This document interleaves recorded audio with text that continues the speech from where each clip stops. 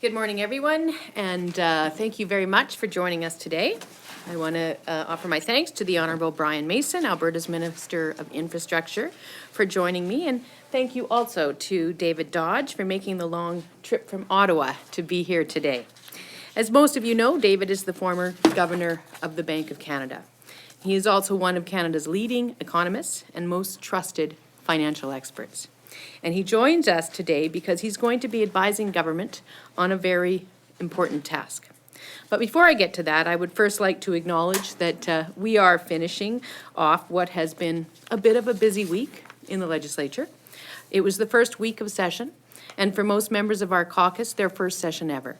Our new Lieutenant Governor delivered the throne speech on Monday, outlining this government session priorities. We introduced Bill 1, which proposes to end corporate and union donations to political parties. We also introduced the interim supply bill to eliminate reckless cutbacks to health care, education, and community supports for those who need them. And that will allow us to get on with the business of providing stability for public services in Alberta. And we introduced Bill 2 to create a fair tax environment in Alberta.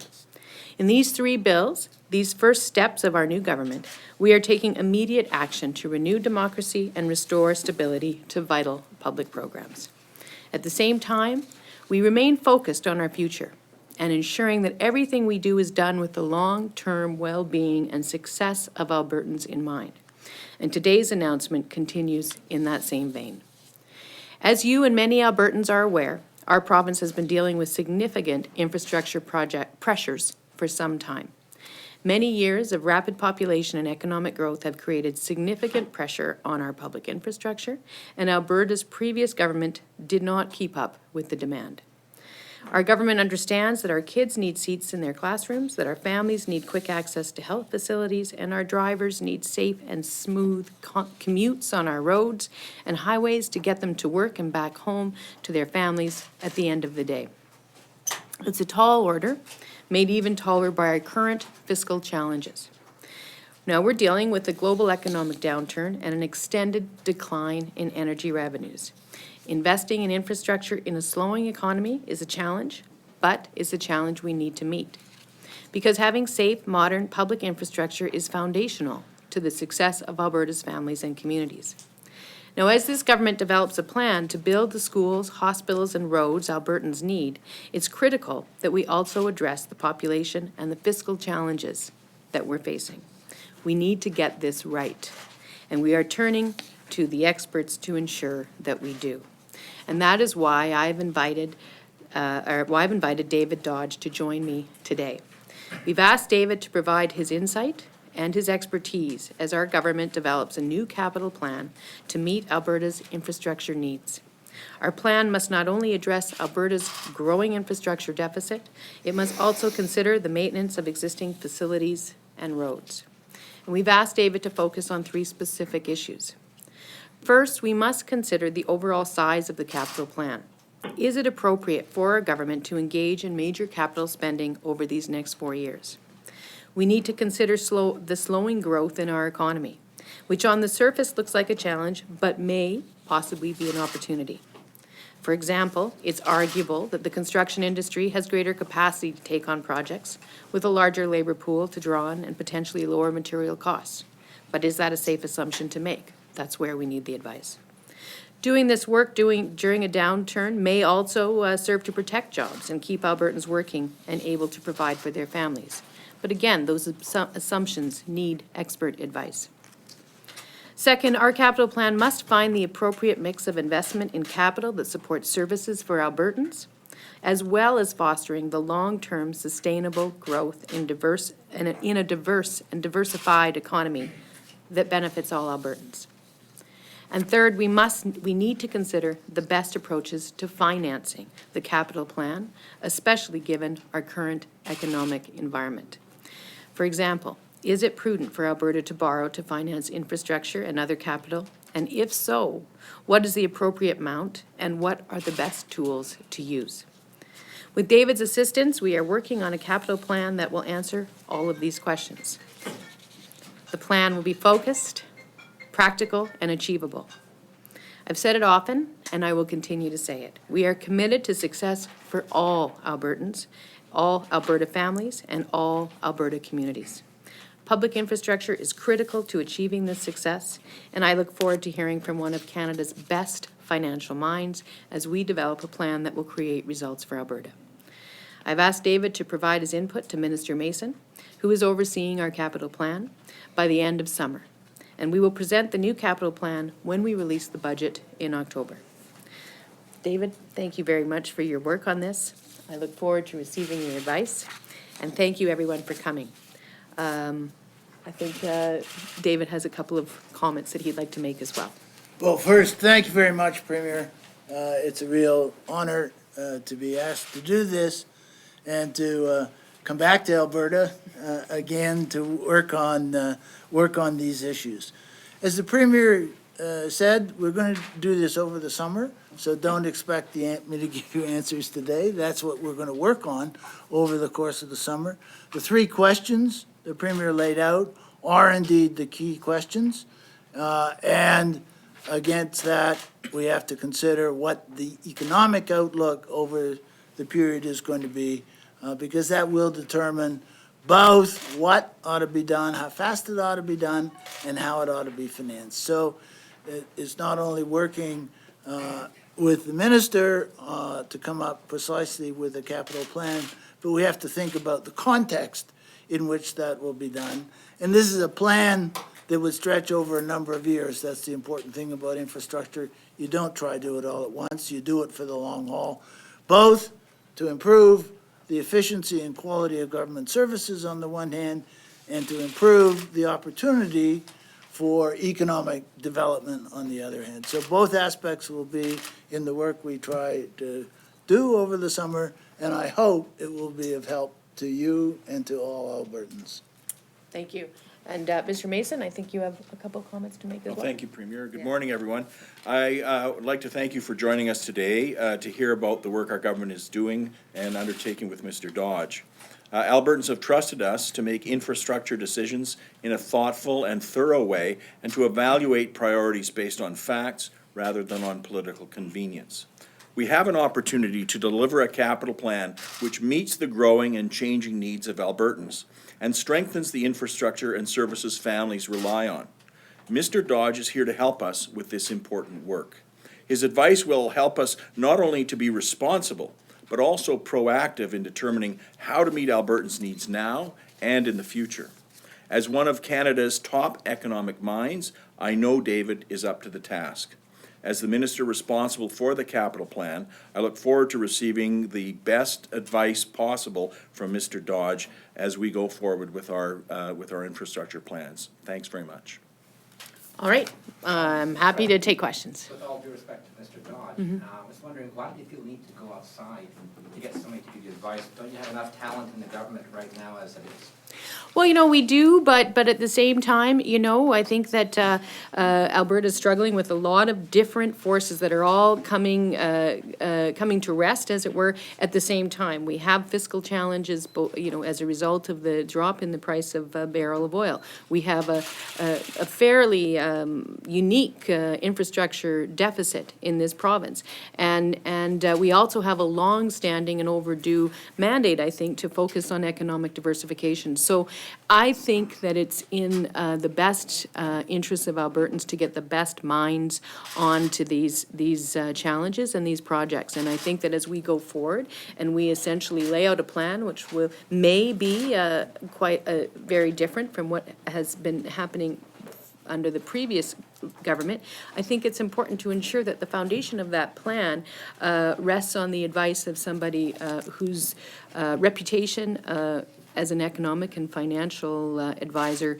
is as close to beyond reproach as any economic and financial advisor can be. Premier, Mr. Mason just said plan based on fact rather than political convenience. Could you expand on that and based on what is, and you sort of alluded to what was done previously, so why is there need for a capital plan based on what Mr. Mason said and what you just said? Well, I think there's a lot of different examples of how political expediency has driven our infrastructure record in Alberta. You can go back 20 years, quite frankly, and remember that there was a political message that was delivered that we were going to, quote unquote, eliminate our debt. And so that was done, and that was a mantra of the previous government. But of course, at the time, that was done at the expense of an infrastructure debt, which everybody decided to stop talking about until ceiling tiles started, falling into major public buildings.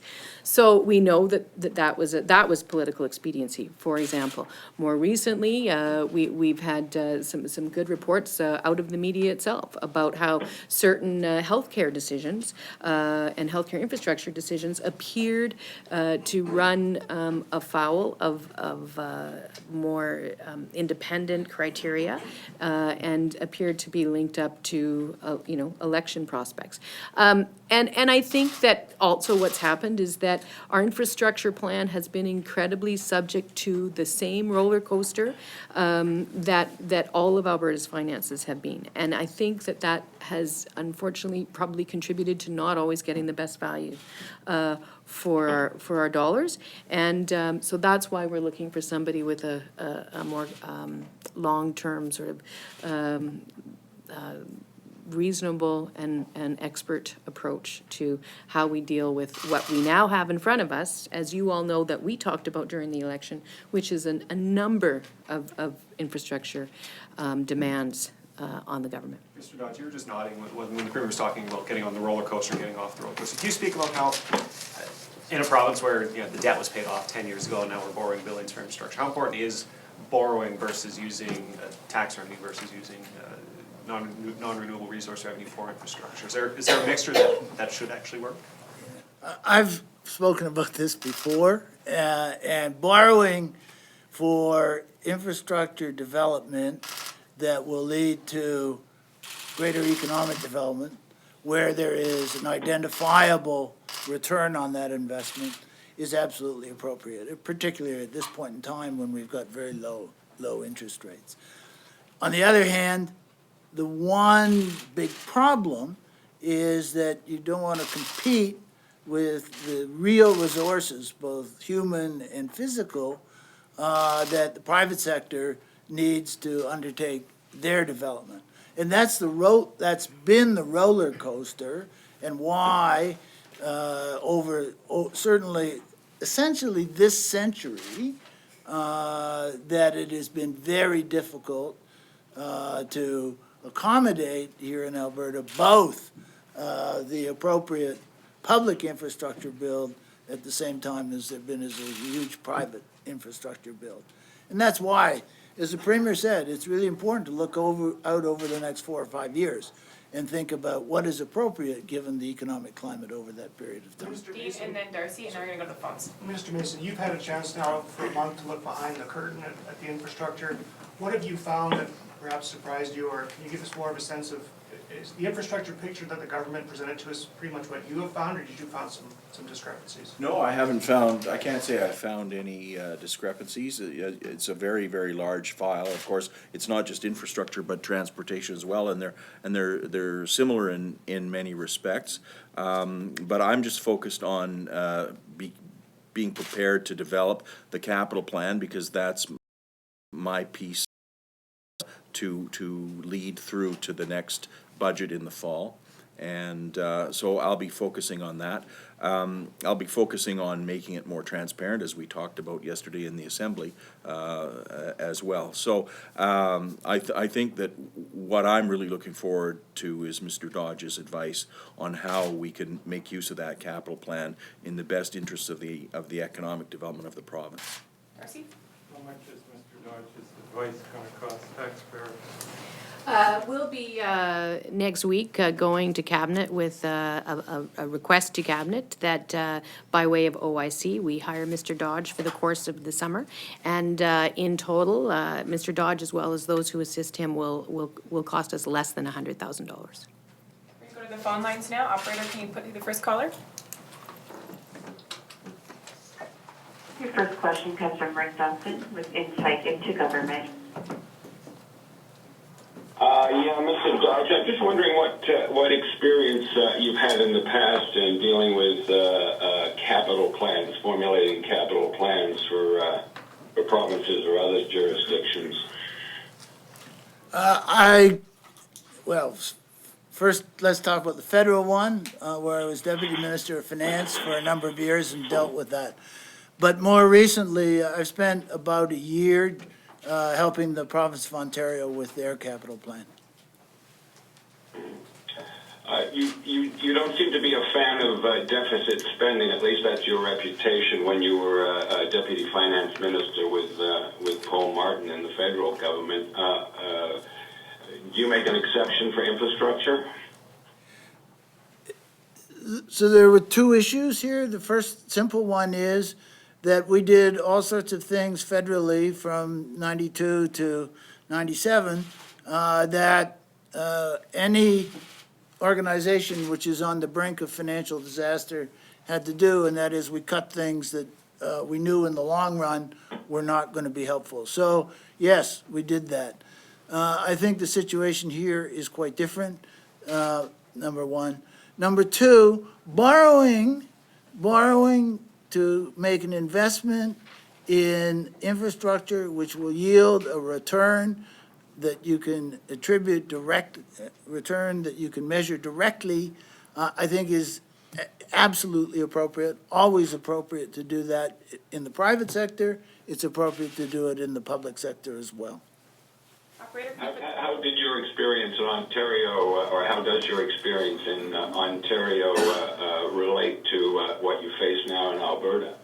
Well, the one big difference, of course, is the revenue stream in Alberta for the government of Alberta, it relies much more heavily on resource revenues than in Ontario. But if you abstract from that, and I'm not saying that that's a small difference, but if you abstract from that, the problems are really quite similar and need to be dealt with in a similar sort of fashion, not precisely the same. Operator, can you put it the next caller? Your next question comes from James Wood with Calgary Herald. Hi, I was wondering, will Mr. Dodge be, I guess, allowed, or will looking at P3s be part of the mandate? And would the new government be amenable to using P3s if it is found to be a viable option? At this point, that's not been something that we considered asking Mr. Dodge for an opinion on, although we're certainly more than pleased for him to offer that. Okay. I'm just wondering if you could talk a little bit. Obviously, there are a lot of major capital projects in Calgary and elsewhere where there hasn't been a final decision made on how to go ahead. Should anyone have any concerns about that this review could perhaps drive projects such as the Cancer Center or things like that further down the list and add to further delays around getting those built? Well, I think, that's certainly not what I'm hoping to have, but I think that at the end of the day, we need to provide room for Mr. Dodge to do his evaluation and give us his advice. So, and so that's what I'm going to do. I'm going to ask him for his advice, and then we'll respond accordingly. But as I've said before, we understand that the issue of cancer treatment and a facility for that in Calgary is absolutely critical. Premier, 2 days ago, we got an email from Lou Arab calling for quicker increases to minimum wage and for more of them. I'm just wondering, in your opinion, how awkward, maybe the word is, it is for your husband to be lobbying through the media for your government to do things. Well, as I think probably many folks who are aware of that issue have been advised, he didn't actually draft that or write that email. It was one that accidentally went out because of the IT infrastructure where he is. But as you may have heard, I mean, we began discussions with the ethics commissioner almost immediately after the election to get advice in terms of the parameters of what I can do and what he can do as a result of the work that he does and did.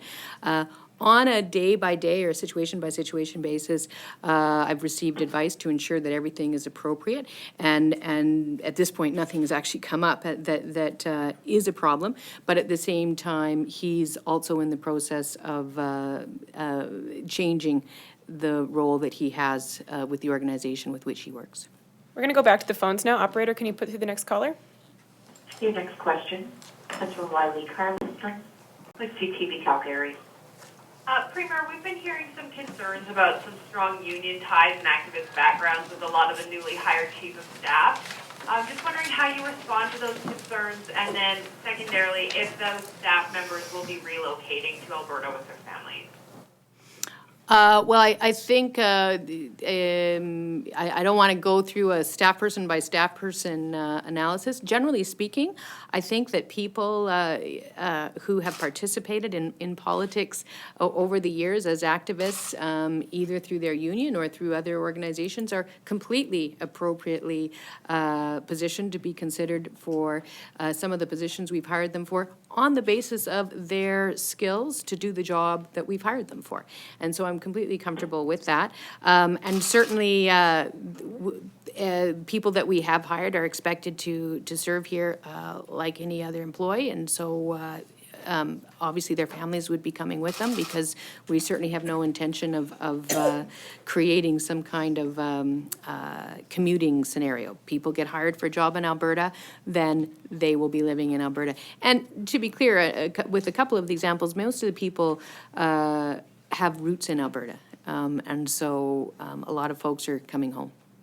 We're going to go one last question from the floor, one from the phone. We will see today an update on the report, the RCMP report on missing and murdered women. What role do you intend to play on that issue on the national level? Well, as you know, we made some pretty clear statements about that when in opposition, and we know that this is an issue that is very important to First Nations and Indigenous leadership, not only here in Alberta, but across the country. And you can anticipate a more detailed announcement on that issue from me in the days to come. We're going to take one last question from the phone. Operator, can you put the next caller? The next question comes from Scott Hagan with Reuters.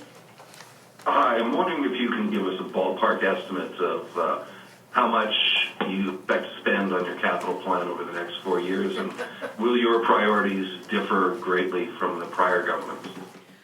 I think that answering that question would very much presuppose the conclusions that we've asked Mr. Dodge to present to us. So this is about asking someone whose expertise really is quite renowned and unimpeachable. And so I look forward to getting his recommendations at the end of the summer, and then working with my infrastructure minister as well as our whole caucus as we look to our budget. So that would be a bit premature at this point. So I don't want to use the word chopping block, but like previously announced projects, I think of the last round of school announcements and those, are those still a go, or are those up for review? It's not, when we ran in the campaign, we were pretty clear that we were going to respect the Conservatives' previous envelope, generally speaking, as subject, I guess, I suppose, to the advice that we get. But we're not interested in running around willy-nilly undoing things that have been done before. We know that the school issue in particular is way behind, and that communities are waiting for them and relying on them, and we have no intention of undoing those previous commitments. But we also know that those commitments leave a lot left to be addressed. Okay, guys, we'll take two last questions from the floor, and then we have to let these guys go. So we'll take one here, and then we're done. Mr. Dodge, I'm going to ask you just a general question. Given your expertise in economics, what do you think of the Alberta economy these days, and what's your assessment for the next year or so? What can you tell us? Well, we just actually, I'll give you our little report that we put out last week, and that answers the question more fully than I can do right here. Can you give us just a snippet of assessment of what you came Yeah, up with? that over the next year, Canadian growth is going to be weaker than we would have hoped, maybe in the order of 1.5, 1.7, and that Alberta will be very close to zero for very understandable reasons. That's not the issue. The real issue is where you go over the next 4 or 5 years, and that is kind of the issue that I'm gonna be trying to address over the course of the summer, to help the Premier and the Minister make their decisions. Last question. Independent advice isn't always, doesn't always perfectly marry with government policy or campaign promises. How binding will Mr. Dodge's advice be? Well, I mean, obviously, we were the ones that were elected, and we are the ones who are accountable to Albertans. So we'll ultimately make the decisions. But we wouldn't be talking here about getting advice from Mr. Dodge if we weren't planning on letting people know, generally speaking, what his advice was. And if we choose not to follow it, you'll know it, and you'll know why. But I actually, yeah, great deal of respect for Mr. Dodge's expertise. And so we're going through this because we want to do fact-based, evidence-based, best practices decision-making. And that's why we're here today. Will we see the Thanks, report? guys. Will we see the report? Will we see the report? I anticipate that you will, yes. That's maybe? Most likely. Why wouldn't we see it? Because I haven't had a chance to discuss that with anybody, strangely, before we came into this meeting. But my preference would be for you to see the report. Mr. Mason? Thanks, guys. That's it for today. Just, the police chief is calling for legislation that would allow officers to seize the cars of excessive speeders. I guess that's worked in other jurisdictions. Wondering if you have any reaction to that? No. I'll consider his advice and we'll see where we go. Thanks, guys. Thank you. It's time to stop it. You're all set.